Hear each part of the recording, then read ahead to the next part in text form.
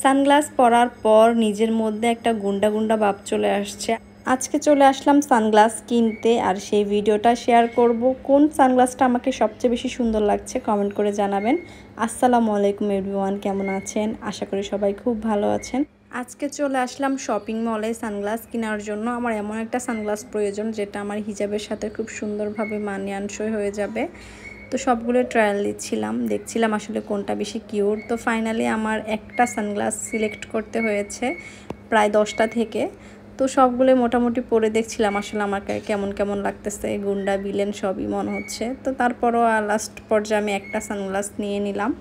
আর এখানে চলে আসলাম বাবুর জন্য কিছু ড্রেস দেখার জন্য, কেনার জন্য। তো এটা ছিল ইজিতে আসার পরে এই সুন্দর সুন্দর ড্রেসগুলো অনেক কিউট ছিল।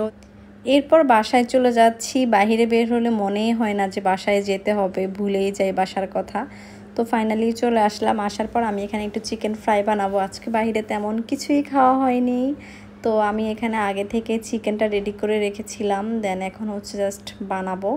এখানে আদা, রসুন, ডিম, অল্প একটু হলুদ, অল্প একটু মরিচ ছিল, রসুন বাটা, আদা বাটা, জিরার গুঁড়ি ছিল, হচ্ছে লবণ, ধনিয়ার গুঁড়ি, সব কিছু দিয়ে এখন আমি এখানে মেখে নিচ্ছি। মানে চিকেন ফ্রাইতে যা যা দেওয়া লাগে মোটামুটিভাবে আমি সব কিছুই দিয়ে দিলাম।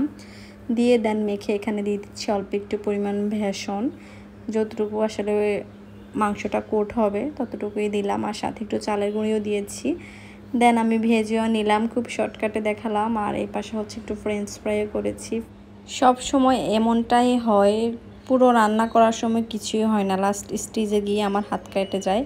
আজকেও সেম হয়েছে, চিকেন ফ্রাই করেছি, ফ্রেঞ্চ ফ্রাই করেছি, আমার হাতে কিছুই হয়নি। বাট সস যখন নিতে গেলাম, সসের বয়মের সাথে আমার হাত 3ভাবে কাটা গেল, আঙ্গুল 3টা কাটা গেল।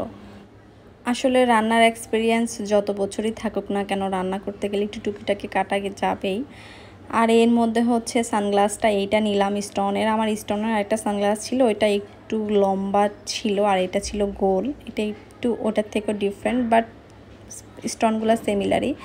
তো এখানে আমি একটু মুড়িও মাখিয়েছি। আনাবিয়ার পাপা যখন অফিস থেকে বাসায় এসেছিলো তখন মুড়িটা মাখিয়েছিলাম। এরপর আপু হচ্ছে আমাকে কলার পিঠা দিল, এটাও খেয়ে নিলাম। সারাদিন শুধু খাই। আর এর মধ্যে হচ্ছে আনাবিয়ার জন্য যে ড্রেসগুলো নিয়েছি অনেক কিউট ছিল, মাশাআল্লাহ আমার পরিটাকে অনেক কিউট লেগেছে এই ড্রেসগুলোতে। এটা ছিল ফ্লাওয়ার আর পাখি দিয়ে সুন্দর করে ডিজাইন করা, জর্জেটের ছিল বুকে সিস্টেমে। আর আমার জন্য একটা হচ্ছে 2 পিস নিয়েছি, এটা ছিল 2 পিস।